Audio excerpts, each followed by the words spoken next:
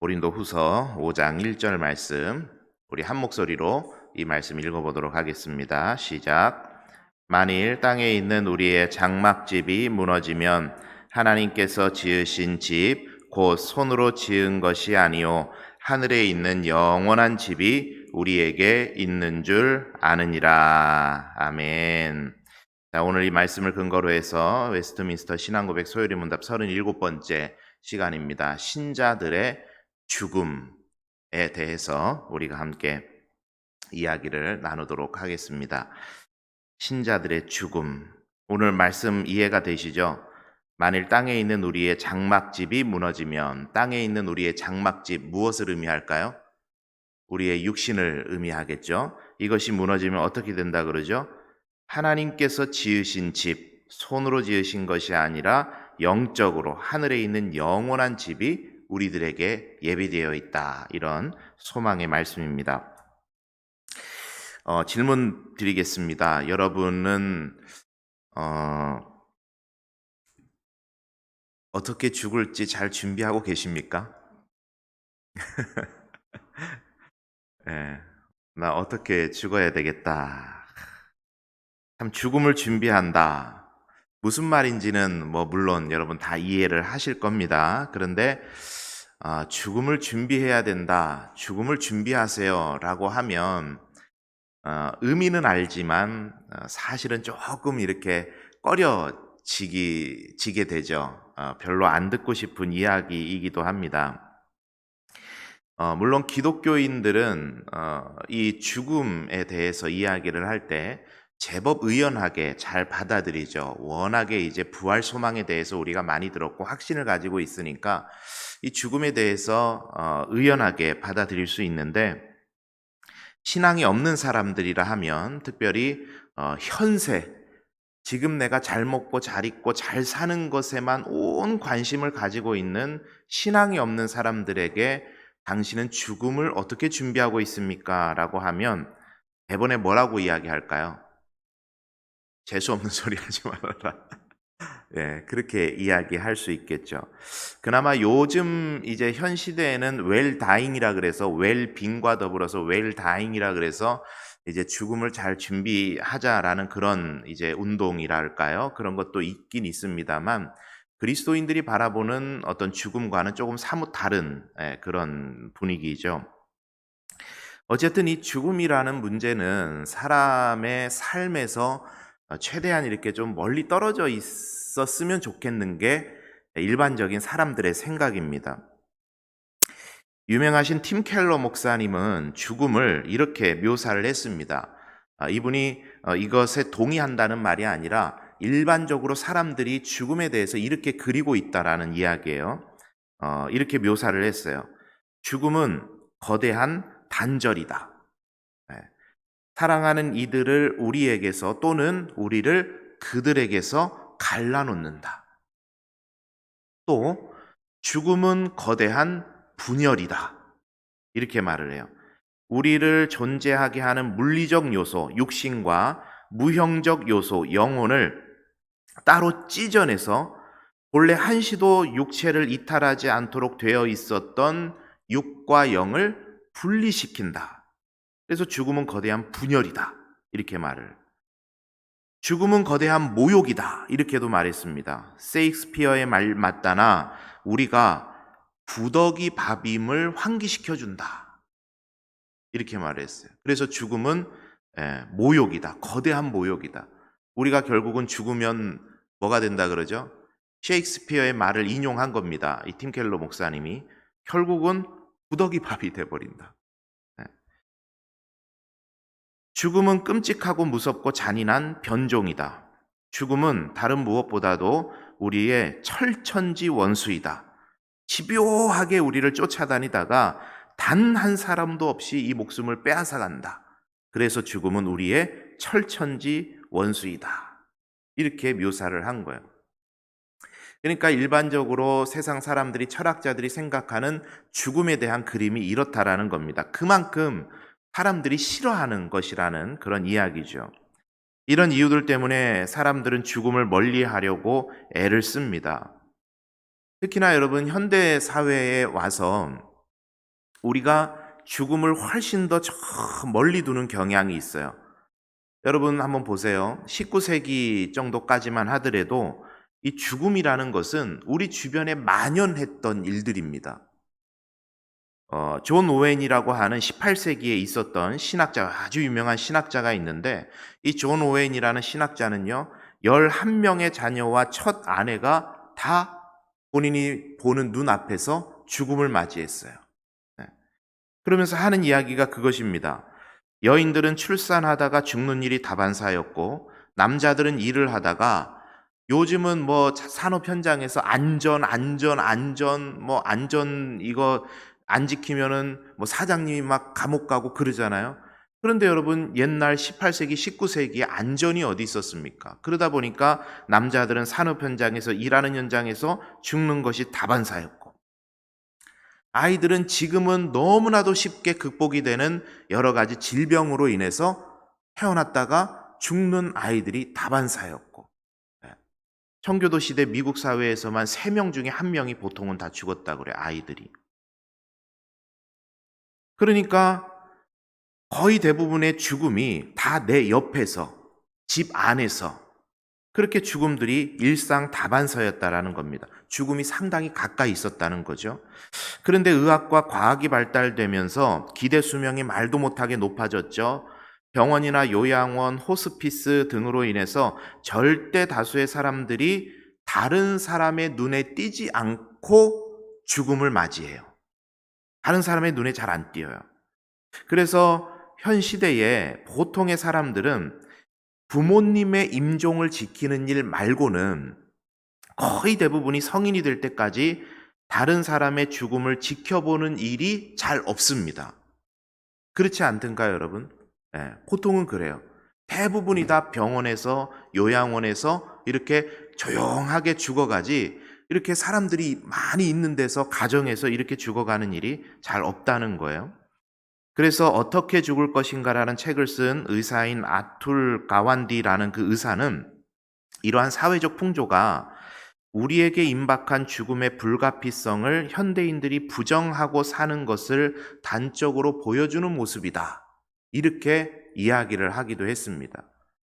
그러니까 뭐 굳이 그 죽음의 자리들을 우리 가정에서 죽도록 할 필요는 없는 것이겠지만, 이렇게 조용하게 죽어가도록 사회의 분위기들이라든지 시설이라든지 이러한 모든 것들이 만들어져 가는 것 자체가 사람들이 이 죽음을 되도록이면 우리 삶에서 멀리 떨어뜨려 놓고자 하는 그런 무의식의 이제 발현이다, 그렇게 말하기도 한 거죠.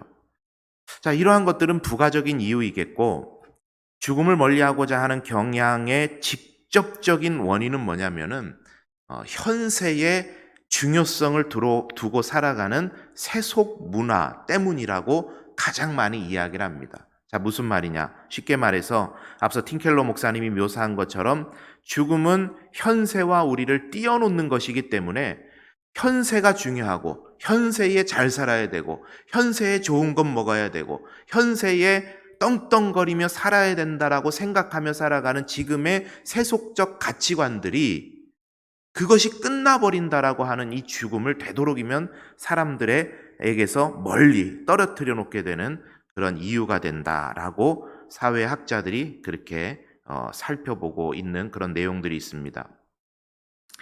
그래서 이제 이렇든 저렇든 이 죽음은 사람들에게 상당히 불편한 거라는 거죠. 이 새벽에, 이제 새벽 아니죠. 이 수요 저녁에 이렇게 나오셨는데 자꾸 이 목사가 죽고 또 죽고 그 이야기 하니까 여러분 불편하시죠? 네.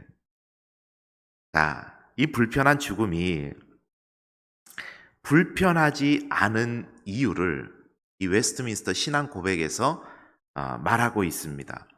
종말론이라는 챕터를 통해서 이 내용을 다루게 되는데, 이 종말론이라는 것은 크게 두 부분으로 나뉘어집니다. 첫째는 하나는 개인의 종말이에요. 개인의 종말. 두 번째는 우주적 종말, 일반적 종말이라고도 하고 우주적 종말이라고도 합니다. 그 단어에서 여러분 이해가 되실 거예요. 개인적 종말은 무엇을 의미할까요? 개인의 죽음. 이게 개인적 종말이죠. 일반적, 우주적 종말이라는 것은 무엇을 의미할까요?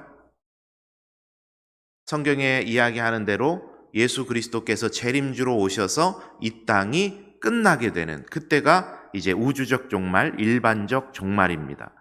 개인적 종말은 내용이 육체의 죽음, 영혼의 불멸, 중간 상태 이것에 대해서 다루게 되고, 일반적 종말은 그리스도의 재림, 천년 왕국, 죽은 자의 부활, 최후 심판, 최후의 상태에 대해서 다루게 됩니다. 이거는 뭐 적으실 필요는 없어요. 나중에 이제 다 나오는 거니까. 그 중에서 이제 오늘 개인적인 종말에 대해서 37번째 문답에서 다루게 됩니다. 자, 우리 문답을 먼저 한번 같이 보실 텐데, 유인물 보시고요. 제가 묻겠습니다. 여러분 답해 보시죠. 신자들은 죽음에서 그리스도로부터 어떤 유익을 받습니까?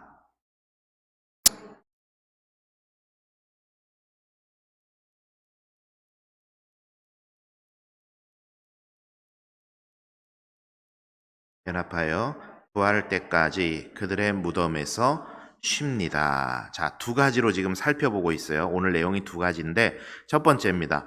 완전히 거룩하게 되어 즉시 영광 속으로 들어가는 영혼, 이것을 영혼의 불멸성이라고 합니다. 내용 읽어볼게요. 시작.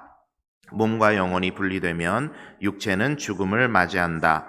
그렇다면 분리된 영혼은 어떻게 될까? 예수님은 예수님과 함께 십자가에 못 박혀 죽은 사람에게 오늘 내가 나와 함께 낙원에 있으리라 하시니라고 하셨다. 몸은 죽지만 영혼은 죽지 않는다는 사실을 알려주신 것이다. 자, 영혼의 불멸은 믿는 자에게나 믿지 않는 자에게나 동일합니다. 영혼은 불멸해요. 없어지지 않는다라는 이야기죠. 불멸. 그런데 이 영혼의 불멸이 두 가지 모습으로 나타나요. 두 가지. 첫째는 그 영혼이 어떤 상태에 있는지에 따라서 두 가지 모습으로 나타나는데, 하나는 그 영혼의 불멸이 복이 되기도 하고, 또 하나는 죽음보다 더한 고통의 저주가 되기도 해요. 이 두 가지로 나타납니다. 그 영혼이 지금 어떤 상태에 있는지에 따라서 그 영혼의 불멸이 말할 수 없는 복이 되기도 하고 죽음보다 더한 고통의 저주가 될 수도 있어요. 무슨 이야기냐? 예수님께서 말씀을 하시는데, 자, 위에 말씀 준비된 것 중에 마태복음 13장 41절에서 43절의 말씀을 우리 한번 같이 읽어보도록 하겠습니다. 한번 읽을게요. 시작. 인자가 그 천사들을 보내리니 그들이 그 나라에서 모든 넘어지게 하는 것과 또 불법을 행하는 자들을 가두어내어 풀무불에 던져 넣으리니 거기서 울며 이를 갈게 되리라. 그때의 의인들은 자기 아버지 나라에서 해와 같이 빛나리라. 귀 있는 자는 들으라. 천국을 비유하실 때 예수님께서 하신 말씀이에요. 두 가지 양태가 나타나죠. 하나는 아버지의 나라에서 해와 같이 빛나는 상태가 되는가 하면, 하나는 풀무불에 던져 넣어져서 거기서 울며 이를 갈게 된다. 이렇게 말을 합니다. 천국을 비유하실 때 하셨던 말씀이에요. 마태복음 25장 31절 41절에도 중요한 이야기가 있는데, 그 내용 마태복음 25장 말씀을 적어놨는데요. 제가 말씀드리는 구절만 한번 같이 보시죠. 이 내용은 조금 깁니다만은 모든 민족을 그 앞에 모으고 각각 구분하시는데 양은 오른편에 염소는 왼편에 구분하신 다음에 하시는 말씀입니다. 34절 거기에 적혀 있죠. 34절 한번 읽어볼게요. 시작. 그때에 임금이 그 오른편에 있는 자들에게 이르시되 내 아버지께 복받을 자들이여 나와 창세로부터 너희를 위하여 예비된 나라를 상속받으라. 한 가지 상태입니다. 창세로부터 너희를 위해 예비된 나라를 상속받는 상태가 있는가 하면 41절도 한번 보실까요? 41절 읽어봅니다. 시작. 또 왼편에 있는 자들에게 이르시되 저주를 받은 자들아 나를 떠나 마귀와 그 사자들을 위하여 예비된 영원한 불에 들어가라. 마귀와 그 사자들을 위해 준비된 영원한 불에 들어가라.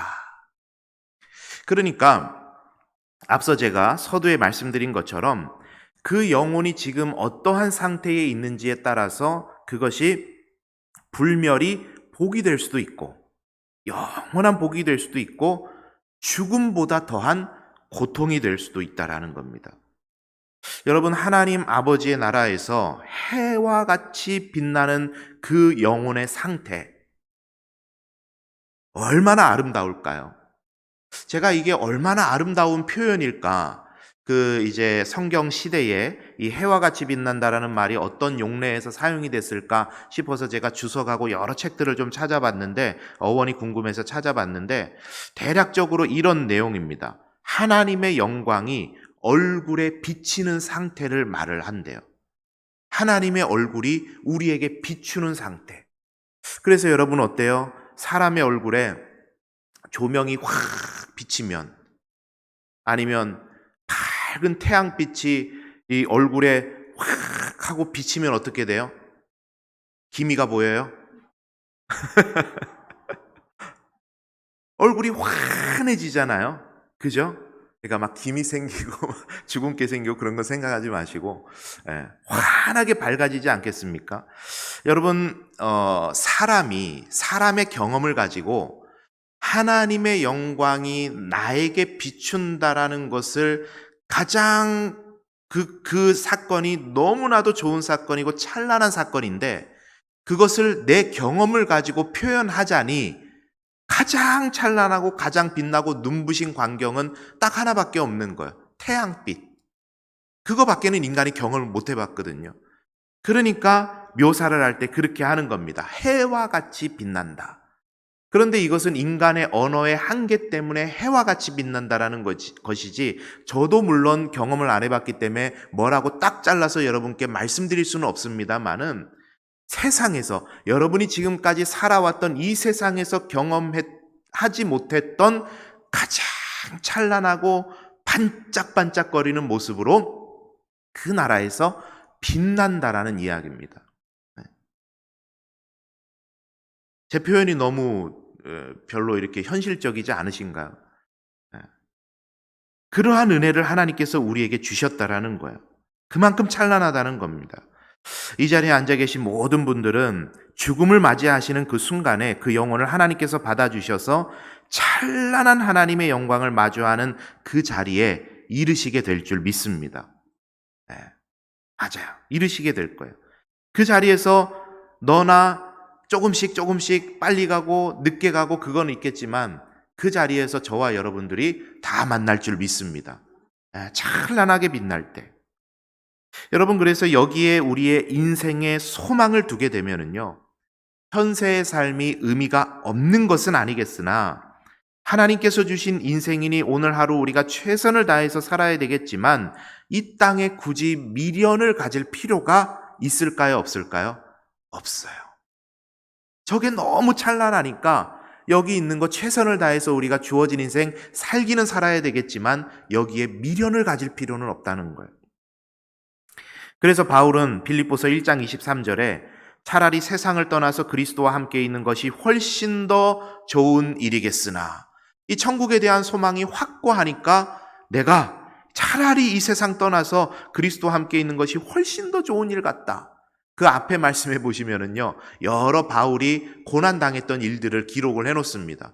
그런 거에 대하니까 나 그냥 차라리 저 천국 가서 하나님하고 행복하게 살고 싶다.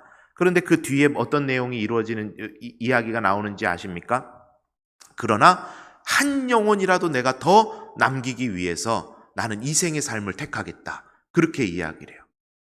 하나님께서 주신 삶에 대해서 최선을 다해야 되겠지만 여기에 소망 두지 않고 하늘나라에 대한 저 찬란한 영광이 있는 그곳에 대한 소망을 갖고 살아야 되겠다. 그것을 이야기했던 것이죠. 그 소망 가지고 살아가는 여러분 되시기를 바랍니다. 자, 그러면 반대로 구원받지 못한 영혼은 어떻게 되죠? 영원한 풀무불에 들어가서 거기서 울며 이를 갈게 된다. 저는 이 본문을 보는데요, 영원히 불구덩이 가운데 살아가는 것도 너무 고통이겠고, 또 하나 이제 눈에 보이는 게 이를 갈게 되겠다 그랬어요. 이는 어떤 때 갈죠? 원망과 불평이 있을 때가 알거든요. 평생이 아니죠. 영원토록 남 탓하면서 영원토록 불평하면서 살아가는 것이 지옥이라는 거예요. 영원토록. 그래서 여러분 그런 이야기 들어보셨잖아요. 천국은 죽으면 숟가락이 길대요. 이거 들어보셨죠? 숟가락이 길대요. 천국에서는 어떻게 그래서 밥을 먹어요? 서로 떠먹여줘요. 잘 먹을 수 있죠.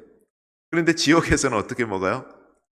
혼자 그냥 막 먹으려고 이렇게 하는데 못 먹어가지고 어려움 당한다는, 뭐 누가 지어낸 이야기인지는 모르겠습니다만 그런 상태라는 거예요. 이 말씀이 그런 이야기입니다. 영원토록 불평하고 불만하며 산다. 여러분 다시 한번 질문 드릴게요. 여러분은 어디 가고 싶으세요? 뭐 이 두 말 하면 잔소리죠. 여러분의 자녀, 여러분의 부모, 여러분의 사랑하는 이들 어디에서 다시 만나고 싶으세요? 천국에서 만나야 되죠. 그래서 때를 얻든지 못 얻든지 항상 복음을 전해야 될 이유가 여기 있는 거죠. 아직 구원받지 못한 우리의 사랑하는 이들, 그들을 위해서 계속해서 기도하고 열심을 다해서 씨앗을 뿌려야 될 사명이 그래서 저와 여러분에게 있는 것입니다. 하나님께서 거두시는 분은 하나님이시니까 거두시는 것까지 걱정하실 필요는 없어요. 우리에게 주신 사명은 뭐죠? 그 씨앗을 열심히 뿌리는 것입니다. 파종하는 것이죠. 그래서 우리가 저 좋은 천국 찬란하게 빛나는 그곳에서 우리 사랑하는 이들을 다시 만날 수 있도록 여러분 기도하시면서 복음 전하시면서 그 천국에 대한 소망 가지고 살아가시는 우리 성도님들 되시기를 바랍니다. 자, 2번입니다. 그들의 육신은 여전히 그리스도와 연합하여 부활 때까지 그들의 무덤에서 쉽니다. 그랬는데 읽어볼게요. 시작. 신자는 죽음을 두려워할 필요가 없다. 죽음은 존재의 소멸이나 끝이 아니라 예전과 다른 형태로 존재하는 것이다. 여러분 가까운 분들 중에 갑작스럽게 죽음을 당하신 분들이 주변에 혹시 계실 거라 생각을 합니다. 어제까지만 해도 같이 밥 먹고 수다 떨던 사람이 갑작스럽게 죽음을 맞이해서 그렇게 이제 죽게 되는 병이나 사고로 죽음을 맞이하면 우리 그런 생각 들지 않던가요? 인생이 참 덧없다. 이게 사는 것과 죽는 게 종이 한 장 차이다. 그런 생각 우리가 하게 되죠. 죽음은 뭐고 생명을 뭘까? 곰곰이 생각하다 보면 참 죽음이라는 것도 희한하고 생명이라는 것도 희한하다. 그런 생각 우리가 할 때가 있죠. 살아있을 때는 웃고 농담하고 함께 먹고 손잡고 하는 일이 너무나도 쉽고 당연한 일인데 죽고 나니 그것을 아무것도 당연하다 생각했던 것 아무것도 할 수 없는 상태가 되어버리죠. 바로 잠깐 전의 일인데. 그러니 여러분 한번 생각해 보시죠. 지금 제가 여러분 앞에서 이렇게 말하고 있는 거, 여러분이 오늘 수요 이 예배 자리에 아무 일 없이 나와서 앉아 있는 거, 심지어 이 눈꺼풀 하나 깜빡깜빡 하는 것조차도요, 얼마나 신비한 일이고 하나님의 은혜인지를 몰라요. 진짜로 그렇습니다. 그래서 이러한 것들을 우리가 생각해 보니까 그렇게 생각이 되는 거죠.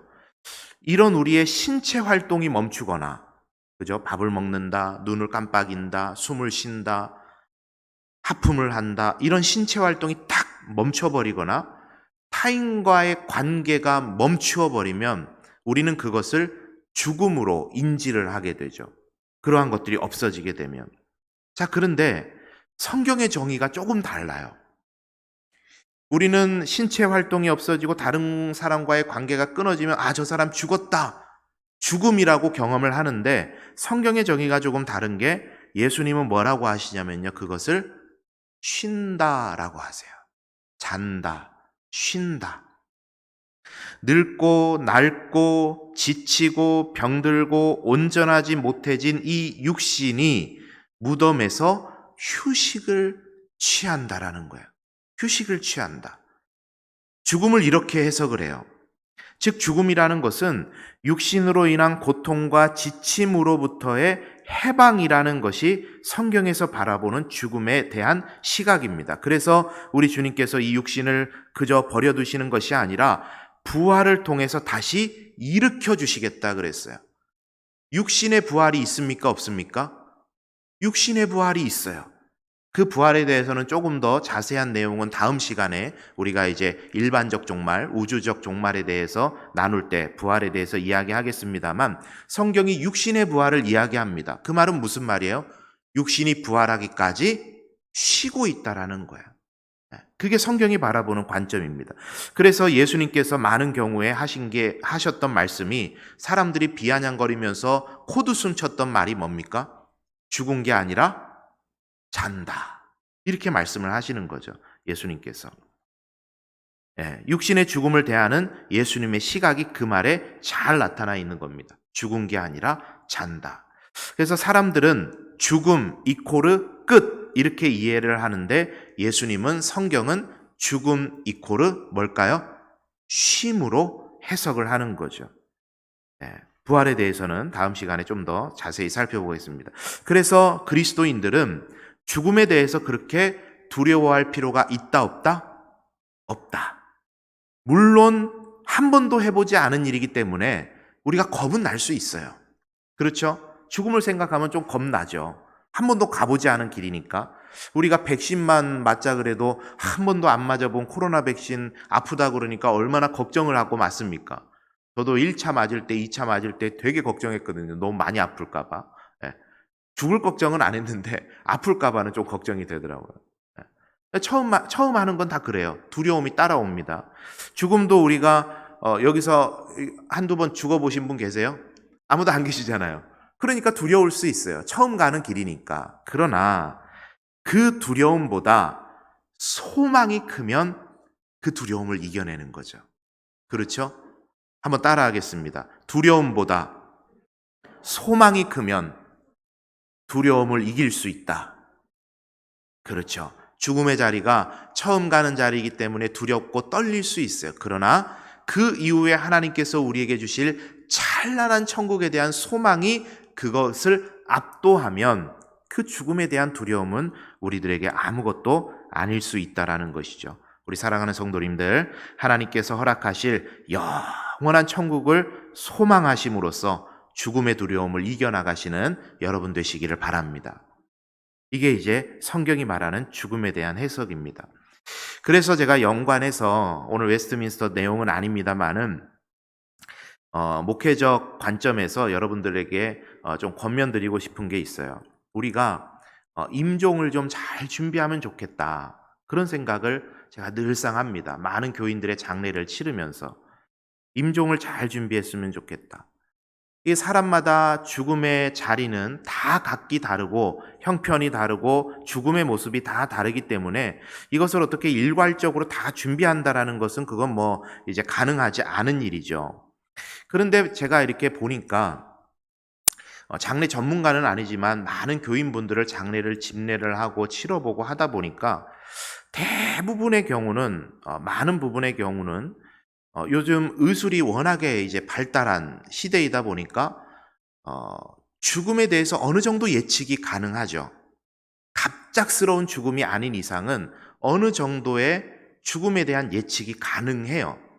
그렇게 한다면 내가 죽기 직전에 호흡이 다 끊어지기 직전에 이제 의사 선생님이 준비하시죠 해가지고 가족들 불러 모으시죠 할 때 돼서 가족들 불이 나게 막 불러 모아가지고 그렇게 만나고 마지막을 굿바이를 하는 것보다는 어느 정도 예측이 가능할 때 우리가 임종 예배로 모여서 우리 자녀 손자 손녀들 모아놓고 우리 할머니 할아버지가 축복의 말이라도 한마디 더 해주고 인사받고 그렇게 임종을 준비하면 어떻겠나. 제가 많은 장례를 보면서 안타까운 게 마지막인데 집에서 이제 출근하면서 아버지 다녀오세요, 어머니 다녀오세요라고 하는 거는 일상에서 너무나도 많이 하고 곧 돌아오실 거지만 임종은 이제 돌아오시지 않는 이제 마지막 걸음인데 그게 너무 이렇게 어수선하게 인사가 되고 경황 없이 치러지는 것들이 좀 많이 안타깝더라고요.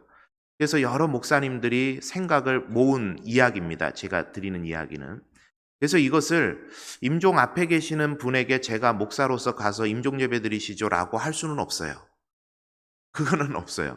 왜냐하면 뭐 그분하고 저하고는 합의가 됐다 하더라도 주변에 있는 가족들이 그것을 어떻게 받아들일지 모르는 일이기 때문에 제가 가서 그렇게 권면을 할 수는 없어요. 당사자가 미리 준비하고 그렇게 말해 놓는 것도 참 중요한 well dying, 마지막을 준비하는 모습 아니겠느냐. 그래서 우리 교회에서도 제가 어느 케이스에서 제가 들었던 것 같은데 예전 교회에서도 그런 케이스가 있었거든요. 그런 개념을 가지고 이제 임종 예배 잘 드리시고 2년을 더 사셔가지고 그래서 또 임종 예배를 드려야 되느냐 말아야 되느냐 뭐 그렇게 하시기도 했는데 그거는 뭐 더 사시면 좋은 거 아닙니까? 그래도 우리가 같이 say goodbye 하고 준비했으니까 복된 죽음이겠다 싶고 그런 것들을 한번 여러분께서도 생각을 해보시면 좋겠다. 그런 생각을 합니다. 여하튼 정리하면 하나님께서 그 삶을 지키신다는 것이 그리스도인의 특권이죠. 저와 여러분이 살아가는 인생을 하나님께서 지키신다라고 하는 게 그리스도인 됨의 특권입니다. 그런데 우리가 살아가는 여정만 지키시는 것이 아니라 그리스도인의 특권은 살아가는 동안과 죽음의 순간과 죽은 이후의 영원의 시간까지 하나님께서 그리스도인을 지키신다라는 게 구원론이 이야기하는 핵심입니다. 우리가 살아가는 100년 동안만 지키시는 게 아니에요.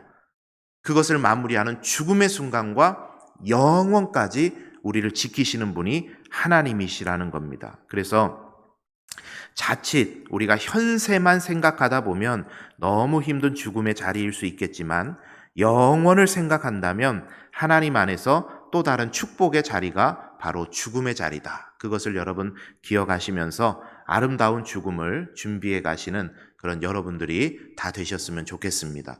여러분께만 드리는 말씀이 아니라 저 또한 아름다운 죽음을 준비해 가려고 합니다. 그런 은혜 가운데 살아가시는 여러분 되시기를 바랍니다. 우리 함께 찬양하고 기도하도록 하겠습니다.